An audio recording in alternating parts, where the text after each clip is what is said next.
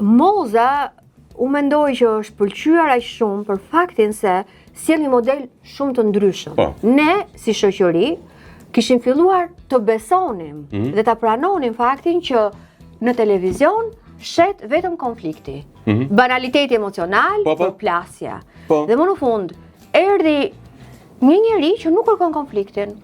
Nuk kërkon, përkundrazi, domethënë e shman konfliktin në çdo formë. Ja kisha thënë sa mirë, ishte mirë të dëgjojmë. Një grua e lexuar, domethënë që i qëndron larg konfliktit, i qëndron larg këtyre konflikte, këto përplasjeve boshe, nuk e kërkon fare përplasjen për të rënë në sy, vetëm ajo që bën është tjetë vetja vet. Dhe fakti që njerëzit e pëlqejnë këtë gjë, mua më bën të shpresoj.